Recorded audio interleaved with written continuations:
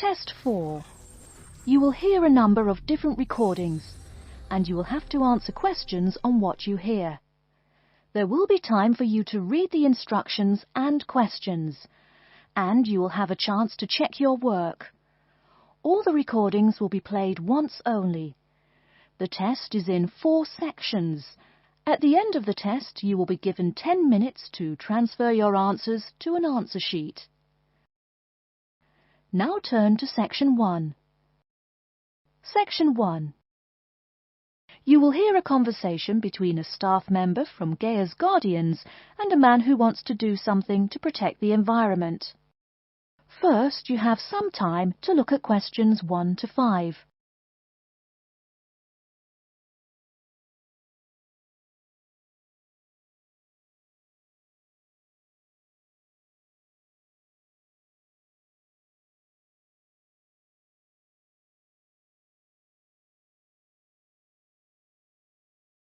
You will see that there is an example which has been done for you. On this occasion only, the conversation relating to this will be played first. Hello, how may I help you? Well, I've been seeing these yellow boxes in front of a lot of houses in my neighborhood. Just wondered what they were for. I noticed your phone number on all of them, so I called. Could you tell me about your business? We do recycling, but we're not a business. Gaia's Guardians is a non-profit group. We encourage recycling as a way of protecting the environment. The woman says that they encourage recycling as a way of protecting the environment. So, recycling has been written in the space. Now we shall begin. You should answer the questions as you listen, because you will not hear the recording a second time. Listen carefully and answer questions 1 to 5. Hello, how may I help you? Well, I've been seeing these yellow boxes in front of a lot of houses in my neighborhood. Just wondered what they were for. I noticed your phone number on all of them, so I called. Could you tell me about your business? We do recycling, but we're not a business. Gaia's Guardians is a non-profit group. We encourage recycling as a way of protecting the environment. I don't know. I mean, it is a good idea, but I really don't read the newspaper every day or anything. And we don't come collect newspapers every day. In fact, we only do pickups every other week. Oh, well, then maybe I could help. I mean, in my neighborhood, there's too much rubbish lying around everywhere. I'd like to help out, I guess. That's great, sir. You're doing the right thing. Okay, I need to get your contact information. What's your name, please? Peter Wisrow. Peter, how do you spell your last name? W-I-S-R-O-W? No, actually, it's W-I-S-R-O-U-G-H. Oh, I'm sorry. I'm a terrible speller. You're a good speller. It's just that my family are terrible pronouncers. You're quite a card, Peter. Okay, now what's your address? Number 168 Bridge Road. That's here in London. How about if I have any questions? I'm sending you a copy of our booklet too. The booklet has our phone number and our email address, helpline@blackcat.com. That's HELPLINE at BLACKCAT.com. But I nearly forgot to ask, what's your postcode? BS9 7PU. PS97BU? No, that's B as in boy, S9 7P as in Peter, U. Before you hear the rest of the conversation, you have some time to look at questions 6 to 10.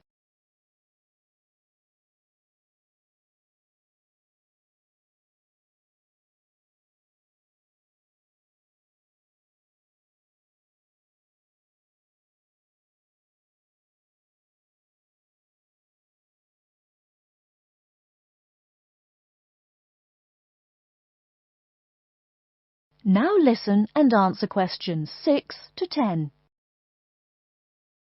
So I'm guessing those yellow boxes I saw are for recycled newspapers.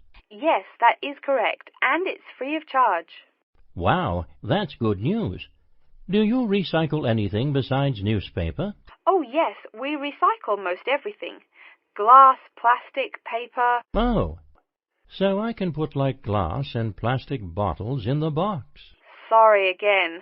Things like that you have to bring to our collection centre. And where is that? Our main centre isn't that far from you. It's actually right on the east side of Central Park. That new blue building? That's the one. Cool. Hey, what's with all those different colored boxes outside that place? Oh, that's for the different materials we recycle.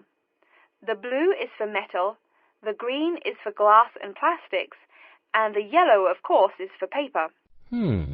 Okay. I'll try and manage to keep all that straight. Oh, no need. They're each labelled. Great. So which one would I put magazines in?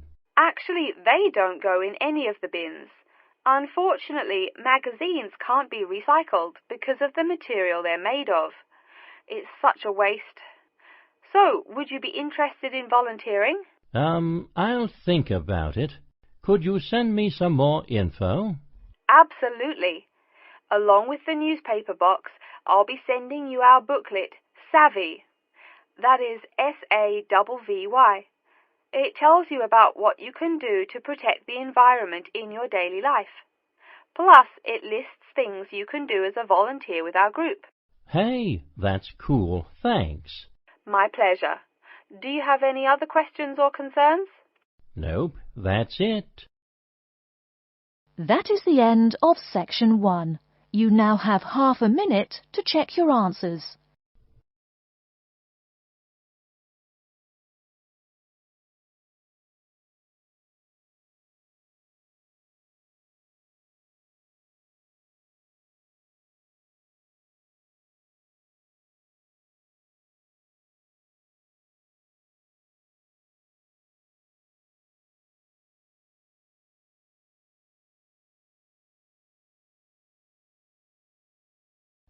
Now turn to Section 2.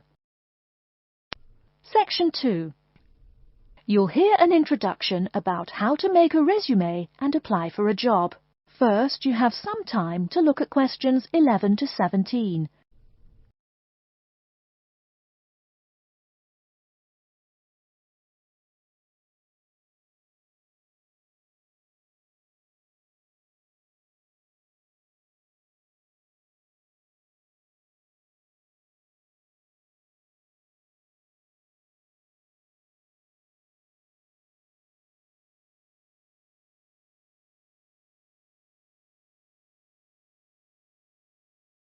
Now, listen carefully and answer questions 11 to 17.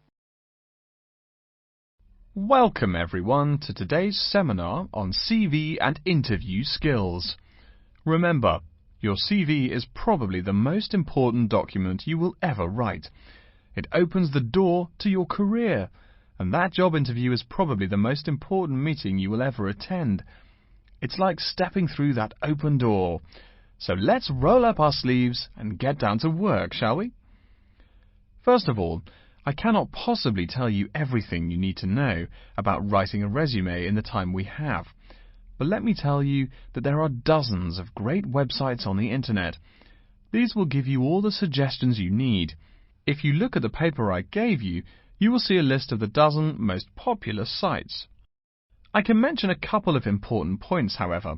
One is that your CV or resume should not be too long. A page is about right. Why? HR departments do not have the time to read long documents. Too many people are sending too many CVs. After all, the economic crisis of 2008 is still very much alive. Everyone needs a job now. No matter how short you make that resume, though, you do not want to forget to tell HR how to contact your references. References are people who will give you a recommendation for a job. That's usually an ex-boss or a professor who knows you well. Do not use relatives. I don't care how much your mum loves you. Also, when you send that CV, be sure to include a typed cover letter. A cover letter is a letter where you basically are asking for a job. It's like introducing yourself. Make it brief. The real information about you is on that CV of yours, and please make sure the letter is typed.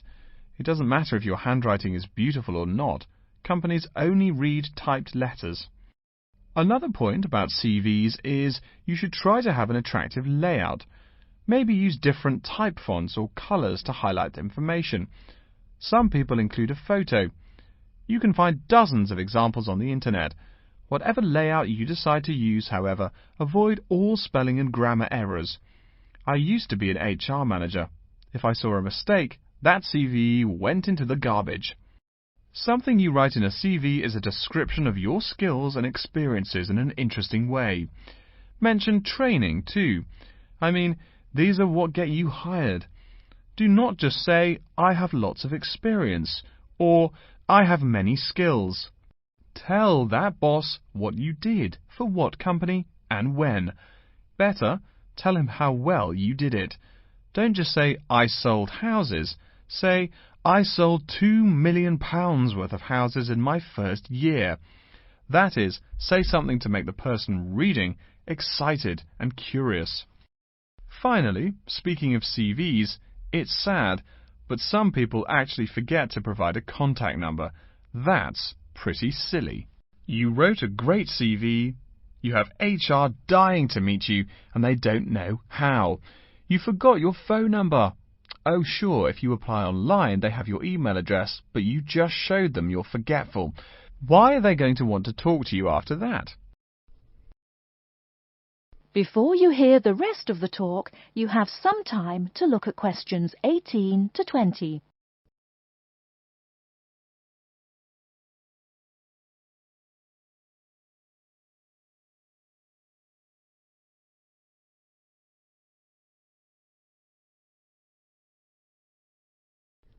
Now listen and answer questions 18 to 20. Alright, moving on to the actual interview. I'll go over what you need to know by the end of it, and what you can discuss and negotiate on later once it looks like you'll be offered the job. First, there's working hours. It's not that necessary to hammer out the hours off the bat, especially since it's easy to come off as lazy when the first thing you bring up is how much you're going to have to work. You can also find out more about possible promotions later on. It is important, however, to get a feel for how much you'll be paid. You should make sure the salary range is commensurate with what you're worth, and if you're not, you can move on to better opportunities. Being sure you're going to make what you want to live on is much more important than issues like your pension. You're all so young that your pension is not going to matter for quite a long time. You should find out about what skills you must know for the job and what they'll teach you. In addition, if the company will provide training, you should find out how long the training period is and whether it is paid. Beware of any jobs that want you to train for a long time without appropriate compensation. Speaking of compensation, find out about holidays as well. Do you get paid vacation time? Are you allowed to take personal days? Do you have to work on national holidays? Once you work out these main issues, you can move on later to details like the location and expected attire and whatnot.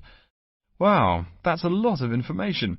Let's take a break so you can think everything over and ask any questions you may have.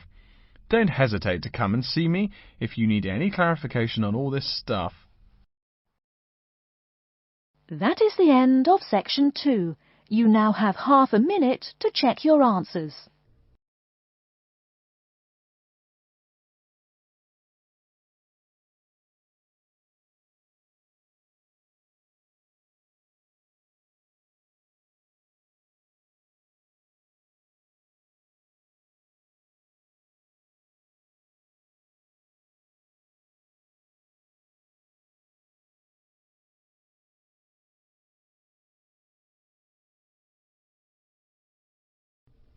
Now turn to section 3.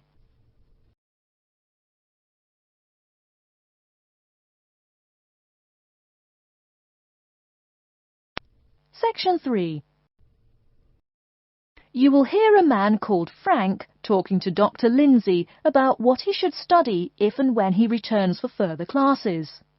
First, you have some time to look at questions 21 to 25.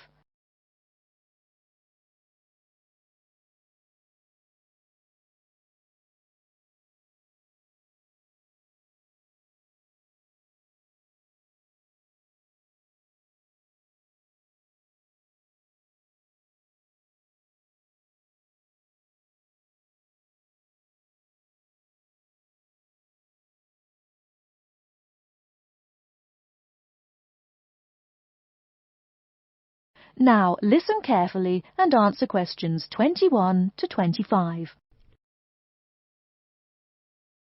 Hello, are you Dr. Lindsay, the returning students advisor? Yes, that's right. Are you Frank? Your appointment wasn't until 2, but that's okay. Please come in and have a seat. Thanks. I like to arrive early whenever I have anything to do. That's certainly a praiseworthy habit. Let me see. It looks like you've taken a long break from school, and I understand you wanted to have a chat about what you should study if and when you return for further classes. It's such a big challenge. I don't know if I'm crazy for doing this or not. Believe it or not, I know exactly what you mean.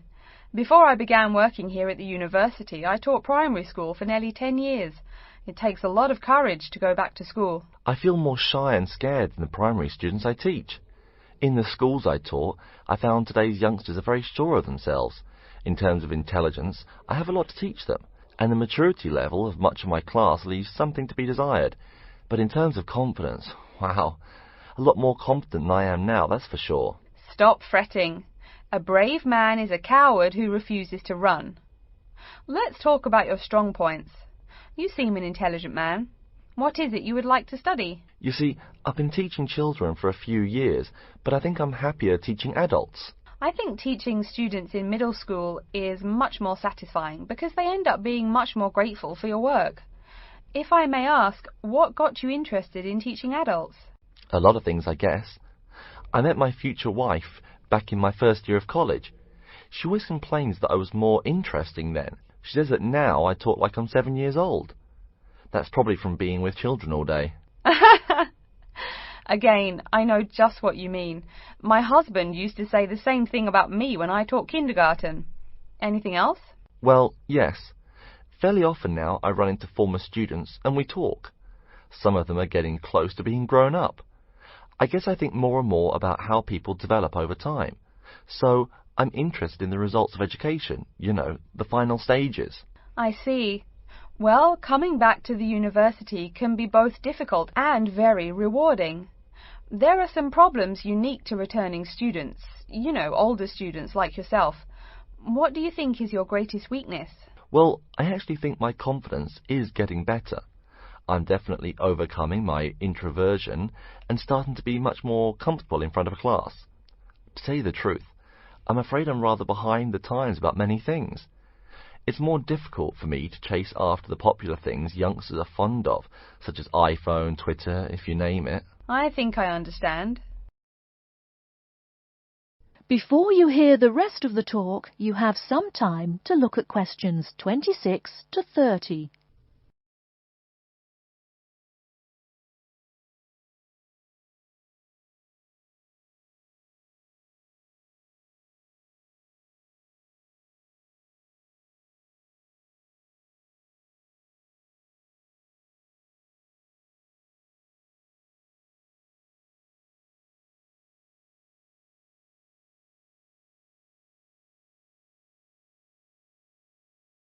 Now listen and answer questions 26 to 30. How old are you, 35? People at your age still go back to school for further education. I was a bit the same way. I mean, I didn't study at university till after I had a family, a husband and one child. My point of view was a lot different from your average 18-year-old girls, I can tell you. Gee, that sounds pretty rough. A family and college? Clearly you weren't unsuccessful, though. It was, Frank, it truly was. My first term at school was extremely stressful. But, excuse me, you're not here to listen to my life story. We're talking about your plans. Is there anything unique I should know about you or your past experience or plans? I'm afraid not. There is nothing interesting about my career or plans. It's really not too impressive. Now, I forbid you to talk like that. This is your one life, and if you're not interested, why bother living it? Don't be so humble, Frank. Okay. My wife says I'm a wimp. Let's talk about your dreams a bit. You want to teach adults, you said. What would you like to teach them? Well, when I first came to college, I really liked languages and literature. A lot of people have told me that for practical reasons, it would be more rewarding to choose business management as my major. But I made up my mind to study liberal arts once I got the idea of going back to school. I must say it's refreshing to meet someone who knows there's more to an education than computers and finance. Let's have a look at the university course catalogue. Excuse me, Dr. Lindsay, before we do that, could I maybe ask you some questions about changes in university life? I think I need to discuss that so I know what to expect. Of course, I'm here to help you. The biggest thing to get used to is the change in technology. Professors present things on huge screens, many of which are interactive computerized whiteboards. You can write on them still and use them like a touchscreen. They're really handy. No more sloppy scribbled notes on the projector. Let's see, I doubt you'll be living in student housing, so I won't go into all the improvements there. Another major change that you'll enjoy is the plethora of resources available for students. As a student, you have 24-hour access to the gym and library privileges that include the use of school computers to scan, copy and print, and of course the media library, which contains movies from all genres and most of the movies listed on AFI's top 100 movies of all time. The dining facilities are also not what they used to be. They offer choices for all diets, and you can expect a hot meal any time of day. Wow, things really have changed. I'll be sure to utilize all those great facilities in my time here. Thanks for all your help, Dr. Lindsay. I think that's all the questions I have for now. That is the end of section 3. You now have half a minute to check your answers.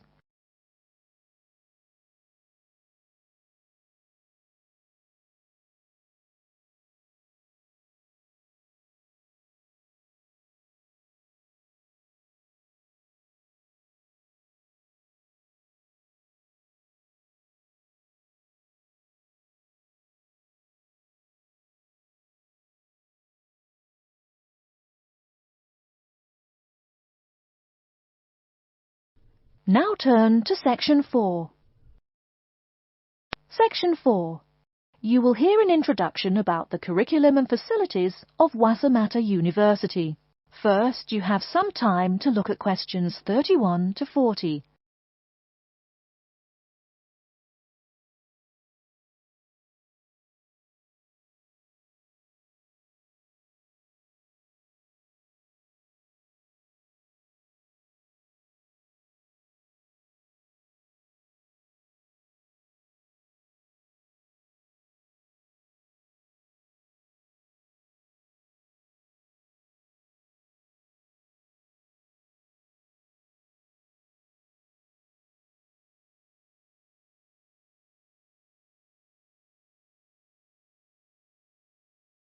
Now listen carefully and answer questions 31 to 40.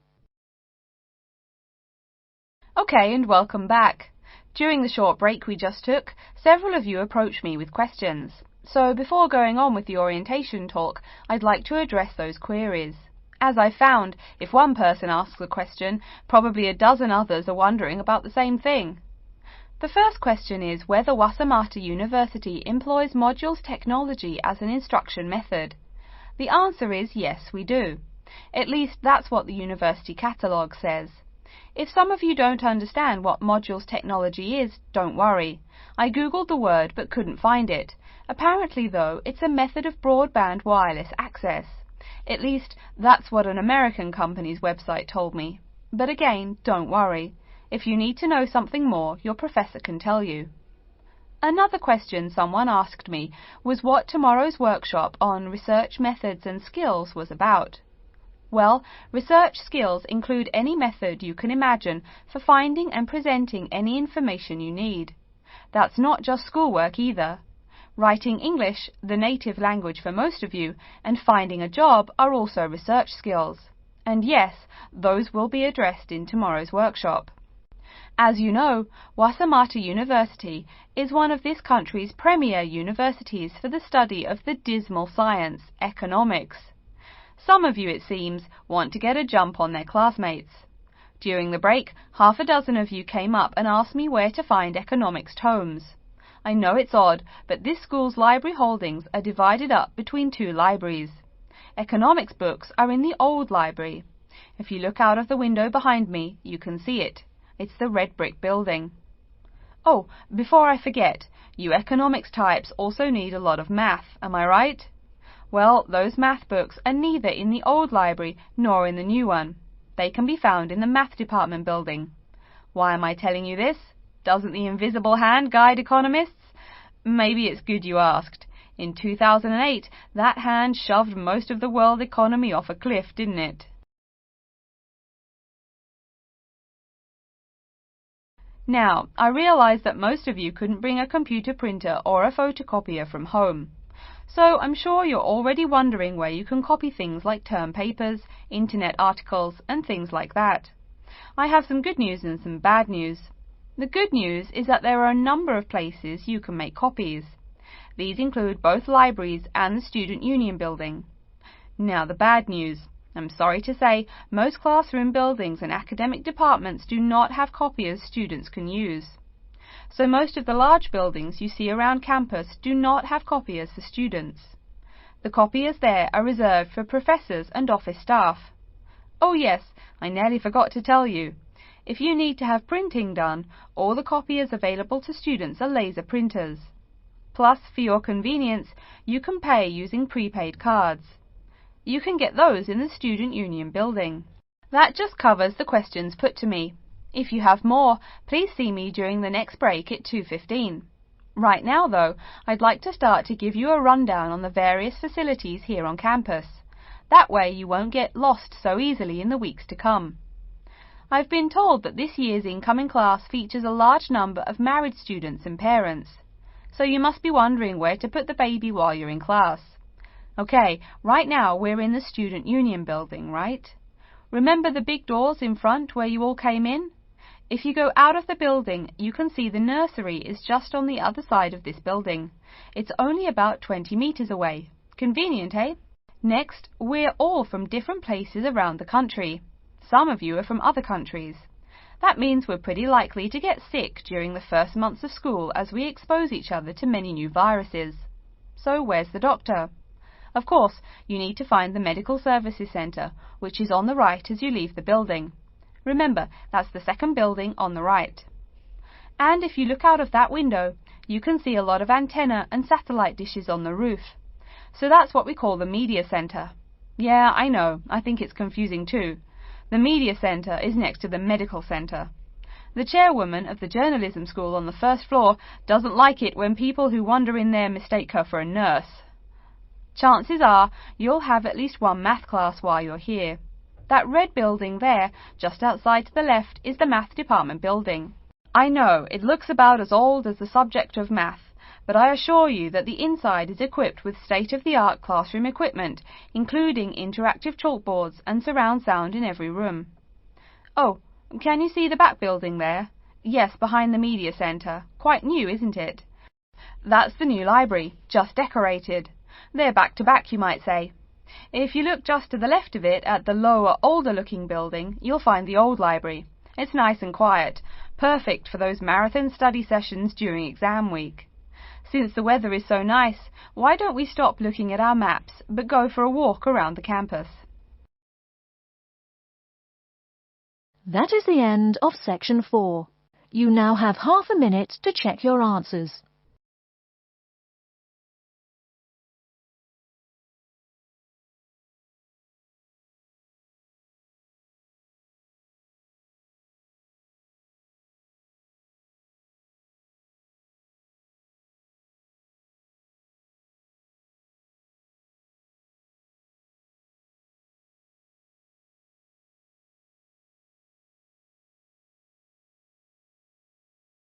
That is the end of the listening test. In the IELTS test, you will now have 10 minutes to transfer your answers to an answer sheet.